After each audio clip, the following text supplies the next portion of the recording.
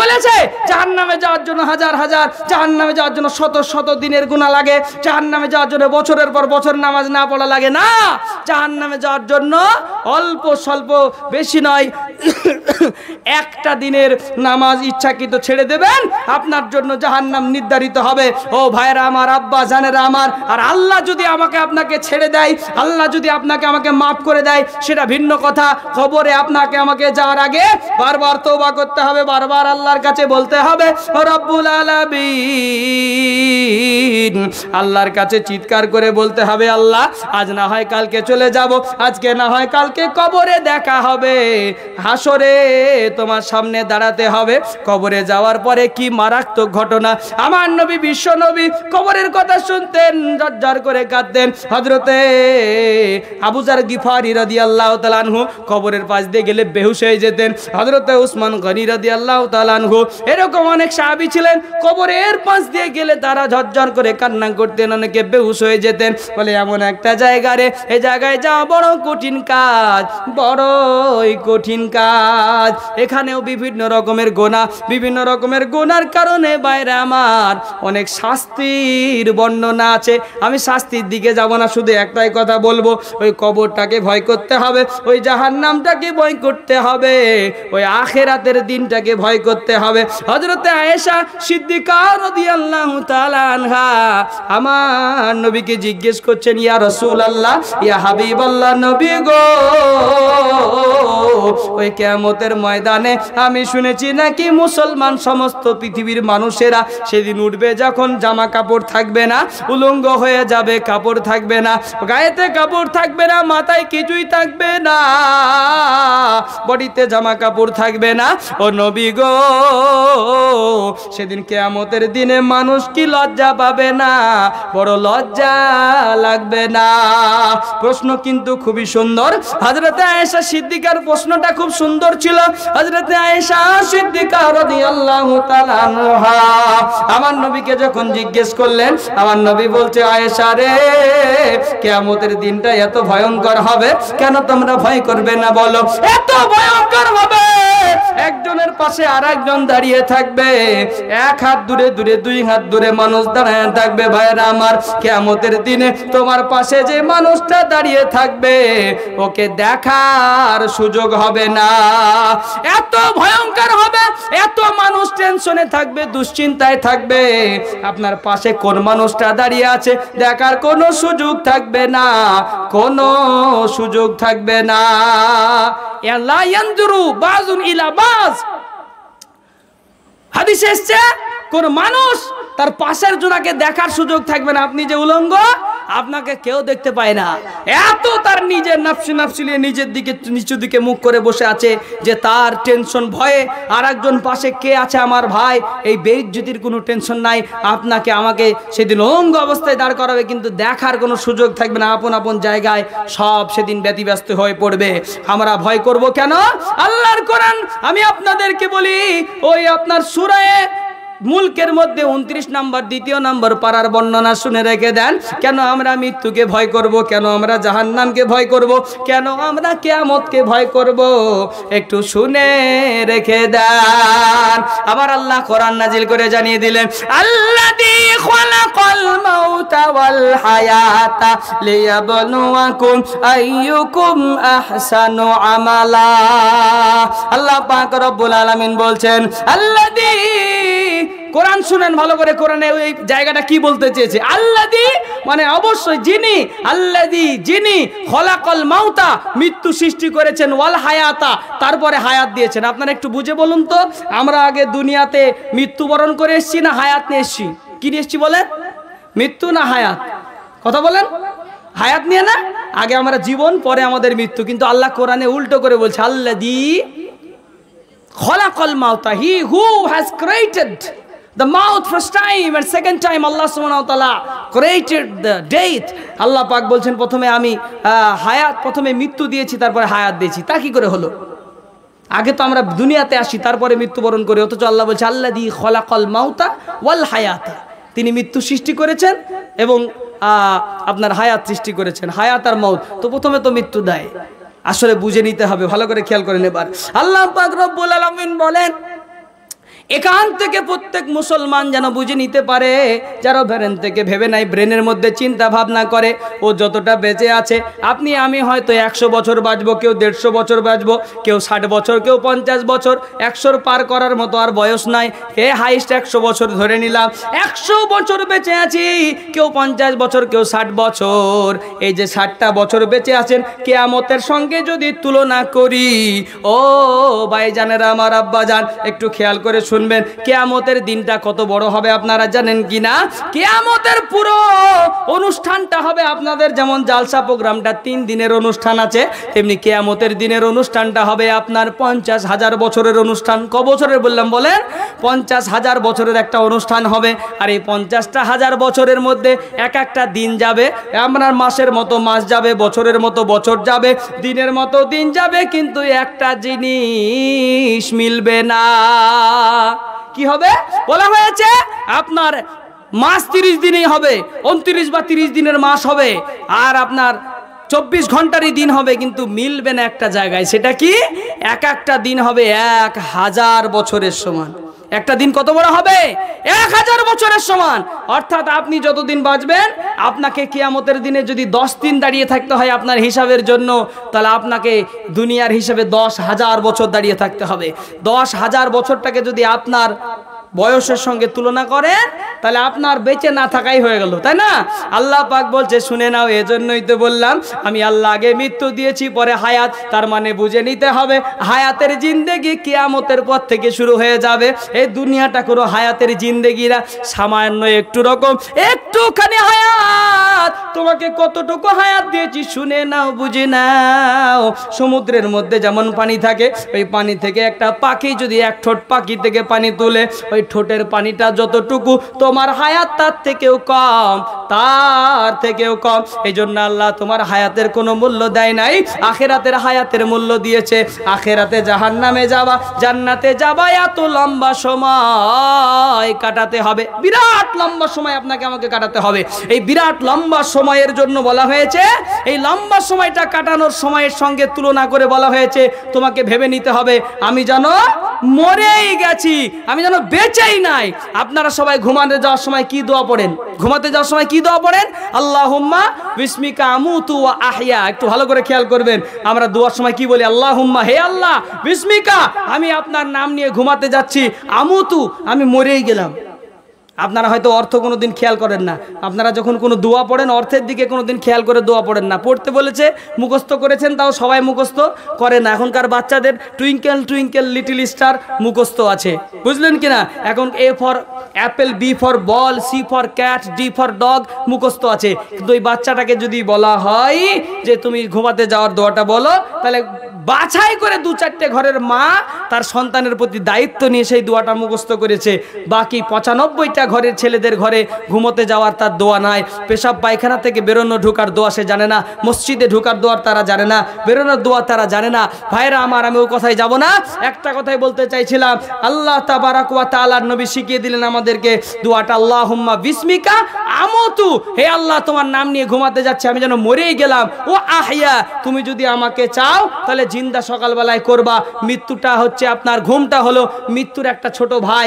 মানুষ যখন ঘুমিয়ে যায় সে যেন মরেই যায়, আল্লাহ তাআলা তাকে আবার যখন জিন্দা করবে তার পরের দিন সকালের ঘুম ভাঙবে, আর নহলে আপনার ঘুম ভাঙবে না। আজ না হয় কাল তুমি যাইবা কবরে, আজ না হয় কাল তুমি যাইবা কবরে, যাওয়ার কালে দেখবে চেয়ে গো, যাওয়ার কালে দেখবে চেয়ে গো, ও তোমার সবই রইল পড়ে, যাওয়ার কালে দেখবে চেয়ে গো। আজ না হয় কাল তুমি যাইবা কবরে, যাওয়ার কালে দেখবে চেয়ে গো, ও তোমার সবই রইল পড়ে, যাওয়ার কালে দেখবে চেয়ে গো।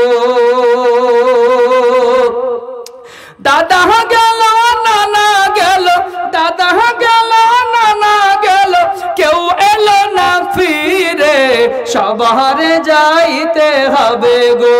ভাইজান অন্ধকার কবরে, সবারে যাইতে হবে গো। আজ না হয় কাল তুমি যাইবা কবরে, যাওয়ার কালে দেখে বেঁচে গো ভাইজান অন্ধকার কবরে, যাওয়ার কালে দেখে বেঁচে গো।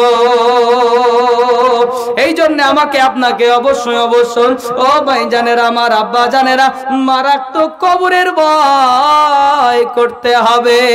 কোরআনকে জিজ্ঞেস করো, হোক কোরআন তুমি বলে দাও জাহান্নামের সবচেয়ে সুন্দর খাবার, সবচেয়ে টেস্টিফুল খাবার, সবচেয়ে পছন্দের খাবার কি? মানুষ অনেকে বিরিয়ানি পছন্দ করে, অনেকে ভাত পছন্দ করে, রুটি পছন্দ করে, তাবারক পছন্দ করে, বিভিন্ন রকমের খাবার, কেউ বিরিয়ানি, কেউ ভাত, কেউ রুটি, কেউ গরুর মাংস, কেউ পোলট্রির মাংস পছন্দ করে।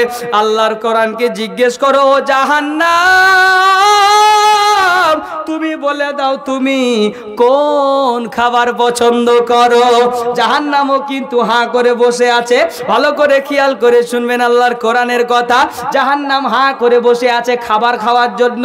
সেই জাহান্নামকে জিজ্ঞেস করলাম, ও জাহান্নাম তুমি বলো তুমি কি খাবার সবচেয়ে বেশি পছন্দ করো? তখন আল্লাহর কোরআন জবাব দিয়ে বলছে, ওয়াকুদুহান নাসু ওয়াল হিজারা। আল্লাহর কোরআন বলছে শুনে নাও, ওই মানুষ, আল্লাহ পাক বলেন ওই জাহান্নামের সবচেয়ে পছন্দ দুইটা খাবারের নাম, একটার নাম হলো মানুষ। এই মানুষকে খাওয়ার জন্য জাহান্নাম হাঁ করে বসে আছে। আর একটা খাবারের নাম পাথর। জাহান্নাম দুইটা খাবার পছন্দ করে, একটার নাম মানুষ। ওয়াকুদুহান নাস, জাহান্নাম চিৎকার করে বলছে মাতালকে ধরে নিয়ে এসে আমাকে দে, ওকে যতদিন আমার পেটে না নেব ততদিন আমার মনে শান্তি হচ্ছে না, শান্তি হবে না। ওই গাঁজাখোরকে ডাক, ওই হিরোইন খোরকে ডাক, ওই তাসফালাকে ডাকো, ওই নাচ গান যারা পছন্দ করে, কোরআন হাদিস ভালো লাগে না, ওদেরকে ডেকে আনো, আমার পেটের মধ্যে দেওয়া হবে, ওদেরকে খাবো, কে মনের আনন্দ মিটাবো, শান্তি করব, ফুর্তি করব, বড় মজা পেয়ে যাব। জাহান্নামের অত্যন্ত পছন্দনীয় খাবার হলো মানুষ। ওই যে বেনামাজি মানুষটা, ওই কাফের বেঈমানেরা, ওই যারা আল্লাহর সাথে শত্রুতা করেছে, যারা বিশ্বাসঘাতকতা করেছে, সব হলো জাহান্নামের খাবার। আল্লাহর কোরআনকে জিজ্ঞেস করো কেমন করে ছোপেতে বসে আছে? এই কোরআন তখন জবাব দিয়ে বলছে, ইন্না জাহান্নামা কানাত মিরসাদা। জাহান্নাম, আল্লাহর কোরআন সূরা নাবা 30 নম্বর পারা, সূরা নাবার 1 নম্বর পৃষ্ঠায় বর্ণনা। আল্লাহ পাক বলেন শুনে নাও, ইন্না জাহান্নামা কানাত মিরসাদা। জাহান্নাম ছোপেতে বসে আছে। ছোপেতে কিরকম করে ছোপেতে বসে আছে? বলে একজন মাছবালা যখন বংশী ফেলে, মাছবালা যেমন বংশীটা ফেলে দেওয়ার পরে মাছে কখন খাবারে ঠোকা দেবে, টান দিয়ে ফেলে তুলে নেব, মাছটাকে ধরে নেব, এইরকম ভাবে জাহান্নাম হা করে ছোপেতে বসে আছে। কখন আমার পেটের মধ্যে ওই মানুষ নামক খাবারটা দেওয়া হবে, আমি ওটাকে চিবিয়ে চিবিয়ে খাবো, আনন্দ করে খাবো, ফুর্তি করে খাবো, এই চিন্তা নিয়ে বসে আছে। এটা মারাত্মক কথা ভাইয়েরা, আমার আব্বা জানেরা। আমার নবী, বিশ্ব নবীকে হযরতে আয়েশা সিদ্দিকা রাদিয়াল্লাহু তাআলা আনহা বলেন, নবী গো, ওই জাহান্নামে যাবে যারা, ওই ভয়ঙ্কর জায়গাটাকে বাঁচার জন্য আপনার কাছে অনেকে সুপারিশ চাইবে নবী গো। ওই কিয়ামতের দিনে আপনি নাকি আপনার উম্মতদেরকে টেনে চড়ে বাছাই করে করে জান্নাতে নিয়ে যাবেন নবী গো। আপনি আপনার উম্মতগুলোকে কি করে চুনবেন? কোথায় একটা সাগর দ্বীপে খান সাহেব আবাদের মানুষ পড়ে আছে, আপনি কেমন করে চিনবেন আপনার উম্মত? কেমন করে চিনবেন যাকে জীবনেও দেখেন নাই? কবে আপনার মৃত্যুর পরেও তো শত শত বছর চলে যাবে, হাজার হাজার বছর চলে যাবে, যাদেরকে আপনি দেখেন নাই তাদেরকে, আপনার উম্মতদেরকে আপনি কেমন করে চিনবেন? প্রশ্ন করলো কে? হযরত আয়েশা সিদ্দিকা রাদিয়াল্লাহু তাআলা আনহা নবীজির বিবি, নবীজির স্ত্রী প্রশ্ন করলেন নবীজিকে যে আপনি চিনবেন কি করে আল্লাহ পাক নবী মুহাম্মদ সাল্লাল্লাহু আলাইহি সাল্লাম, আল্লাহ পাকের নবী মুহাম্মদ সাল্লাল্লাহু আলাইহি সাল্লাম তখন জবাব দিচ্ছেন, আয়েশা রে, বলো কালো কালো কালো কালো ঘোড়ার মাঝে যদি একটা সাদা চিত কাপড়া ঘোড়া, সাদা কালো মিক্সচারের একটা ঘোড়া যদি থাকে, ওই ঘোড়াটা দেখে তুমি চিনতে পারবে কিনা বলো? বলে হ্যাঁ অবশ্যই চিনতে পারবো, কোনো অসুবিধা হবে না। আর নবী করিম সাল্লাল্লাহু আলাইহি সাল্লাম বলছেন, আয়েশা রে, ওই খান সাহেব আমাদের মানুষেরা মৌলভী সাহেবের ওয়াজ শুনে, জালসা প্রোগ্রাম শোনার পরে যারা নামাজ পড়া শুরু করেছিল, ওযু করা শুরু করে দিয়েছিল, নামাজ পড়া ধরেছিল, ওই বডিতে মুখমণ্ডল যারা ধৌত করেছে, হাত ধুয়েছে, যারা পা ধুয়েছে, যারা শীতের সময় শীত মনে করে না, ঠান্ডাটাকে সহ্য করে মা বোনেরা আমার, ভাইয়েরা আমার, তারা মনে করেছে আমরা নবীর দিওয়ানা, এমন শীতে নামাজ ছাড়ছি না, ছাড়বো না। আবার অনেক বোকা মুসলমান আছে, আমরা নবীর দিওয়ানা, বিবির গরম বিছা ছাড়ছি না, ছাড়বো না। আমরা নবীর দিওয়ানা, মাথায় টুপি দিচ্ছি না, দিব না। ও ভাই জানেরা, আমার আব্বা জানেরা, আমার নবী হযরত আয়েশা সিদ্দিকা রাদিয়াল্লাহু তাআলা আনহা তিনার বিবিকে বলছেন, আমার যারা উম্মত হবে তারা ওযুওয়ালা হবে, নামাজওয়ালা হবে, চেহারা দেখে চেনা যাবে। কি করে চেনা যাবে? কিয়ামতের দিনে লক্ষ লক্ষ উম্মতের মাঝে আল্লাহর নবী মুহাম্মদ সাল্লাল্লাহু আলাইহি সাল্লামের উম্মতের বডিটা সেদিন ওযুর জায়গাগুলো জলজল জলজল জলজল করে জ্বলবে। আর সেদিন আল্লাহর নবী মুহাম্মদ সাল্লাল্লাহু আলাইহি সাল্লাম বাছাই করে করে তুলে নিয়ে এসে তাকে জান্নাতের মধ্যে নিয়ে যাবেন। ভাইয়েরা আমার, আব্বা জানেরা আমার, আপনাদের মধ্যে অনেকেই রমজান মাস চলে গেল, তার আগে শীতকাল চলে গেছে, আমরা নামাজ পড়তে পারি নাই। আবার গরমকালে গরমের চোটে মসজিদ যাবে কে বলে পড়তে পারবো না, আবার শীতকালে ঠান্ডা লাগবে বলে উঠে আসতে পারবো না। ব্যাপারটা হচ্ছে নামাজটা আমাদের কাছে ততটা গুরুত্বের না যতটা প্রতিদিনের কাজটা গুরুত্বের। প্রতিদিনের কর্ম করে খাওয়াটা আমাদের কাছে যতটা গুরুত্বের, অতটা গুরুত্বের নামাজ না। আদৌ কিন্তু সেটা নয়। মানুষের বডিতে মাথাটা যেমন গুরুত্বপূর্ণ, হাদিসের মধ্যে এসেছে নামাজটা ওই রকম গুরুত্ব। মানুষের বডির সঙ্গে মাথা না থাকলে বডির কোনো দাম নাই। একজন মুসলমানের মধ্যে নামাজ না থাকলে সেই মুসলমানের কোনো দাম ধাম কিছুই নাই। সেদিন কিয়ামতের দিনে আপনারা অনেকে আশা আকাঙ্ক্ষা করে বসে আছেন, ওয়াজ শুনেছি জীবনে বহুত প্রতি বছর জালসা দিই, গজলের অনুষ্ঠান দিই, জিকিরের মজলিস করি, কিন্তু সেইগুলো শেষ করার পরে নামাজের সাথে অংশগ্রহণ করি না। হাসতে হাসতে জাহান্নামে যাবেন। কিভাবে জাহান্নামে যাবেন বলেন? হাসতে হাসতে জাহান্নামে যাবেন। এরকম একটা জালসা নাই, 100টা জালসা করার পরেও আল্লাহ যদি কাউকে ছেড়ে দেয় সেটা ভিন্ন কথা, কিন্তু শরীয়তের বিধান অনুযায়ী জালসা প্রোগ্রাম শুনেছি, কিন্তু আমার নবীর কথা, আমার উম্মতদেরকে বাছাই করব তার চেহারার উজ্জ্বলতা দেখে। আপনার চেহারা উজ্জ্বল হওয়া তো দূরের কথা, চেহারাটা সেদিন বান্দরের মতো হবে, চেহারাটা সেদিন জানোয়ারের মতো হবে। সেদিন কি চেহারা নিয়ে আপনি দাঁড়াবেন যে আপনাকে উম্মত বলে বাছাই করে জান্নাতে নিয়ে যাবে? সে দেখানোর চেহারাটাই তো আপনার মধ্যে নাই। দেখানোর চেহারাটা আপনার লাগবে, তবেই না আপনি যাবেন।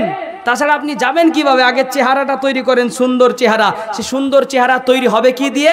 অনেক মা বোনেরা মনে করছেন সুনু, পাউডার, আটা, ময়দা এগুলো ভালো করে মাখলেই তো চেহারা তৈরি হয়ে যাবে। না কি বলছেন? কিয়ামতের দিনে সুনু, পাউডার, আটা, ময়দা দিয়ে তৈরি করা চেহারার কোনো গুরুত্ব বলেন নাই। কোন চেহারাটার গুরুত্ব আছে?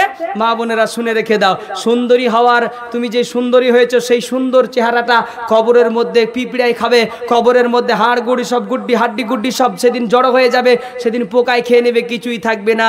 যে চেহারাটা তোমার থাকবে কিয়ামতের দিনে সেটা হচ্ছে অজু করা চেহারা। কোন চেহারা থাকবে বলেন? অজু করা চেহারা। সেই চেহারাটা থাকবে যেটা হাত ধোয়াছো, পা ধুয়েছো, মাথা মাসাহ করেছো, অজু বানিয়েছো, ওই চেহারাটা কিয়ামতের দিনে কাজে লাগবে। আর তোমার সুন্দর করে তোমার ওই ফেয়ার অ্যান্ড লাভলি ব্যবহার করা চেহারা, সুন্দর সুন্দর পাউডার ইউজ করা, স্মার্ট পারফিউম ইউজ করে সুন্দর করে সেন্ট দিলেই যে ওইটা কিয়ামতের দিনে ভালো কাজে লাগবে, ভালো বলে গ্রহণযোগ্য হবে তা হবে না। কিয়ামতের দিনে ভালো আমল গ্রহণযোগ্য হবে, সেটা কোরআন বলেছে। আল্লাযী খলাকাল মাউতা ওয়াল হায়াতা লিয়াবলুয়াকুম, তোমাদেরকে দুনিয়াতে পাঠানো হয়েছে যাতে করে তোমাদেরকে পরীক্ষা করা হয়। আহসানু আমালা, তোমাদের মধ্যে কারা ভালো ভালো আমল করেছে। একটু প্রশ্নোত্তর না করলে জেগে উঠবেন না। আপনাদেরকে জিজ্ঞাসা করতে করতে চাই, আপনাদের গ্রামে মানুষ যখন মারা যায়, সেদিন মানুষ মারা যাওয়ার সময় জানা যায় লোকজন একটু নামাজের দিনের থেকে বেশি হয় কি হয় না? বলেন, হয় না? হয় না? হয়তো আপনারা বলেন তো দেখি, জানাজা পড়াটার হুকুম কি? জানাজা পড়াটা কি? ফরজে কি বলেন? কিফায়া। শুনেননি? নিয়াত করতে যে অনেক সময় বলেন না ফরজে কিফায়া, সে সব সময়তেই বলেন ফরজে কিফায়া।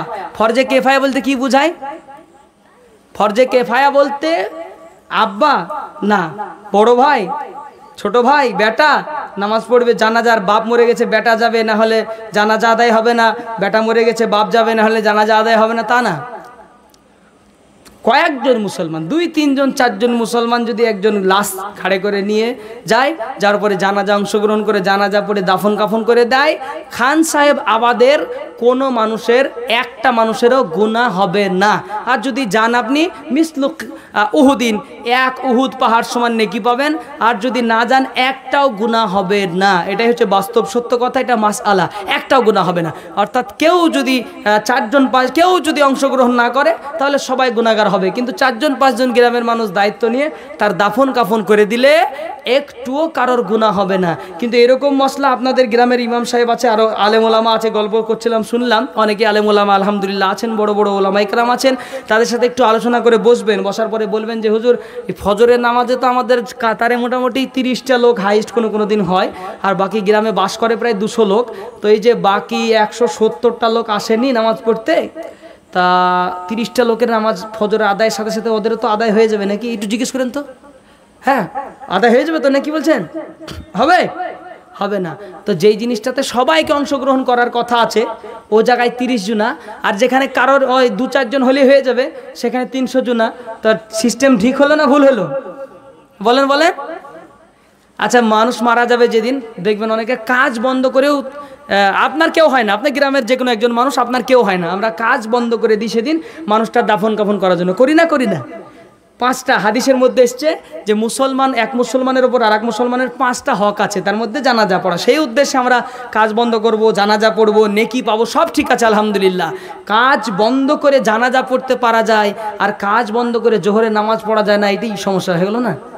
আমি যেগুলো বলবো 2-1টা কথা খুবই গুরুত্বপূর্ণ। এবার কাজ বন্ধ করে জানাজা পড়া হয়, আর 20 মিনিটের জন্য কাজের মধ্যে ব্রেক দিয়ে জোহরের নামাজটা পড়া হয় না, এটা তো মার খাওয়ার একটা সিস্টেম হয়ে গেল।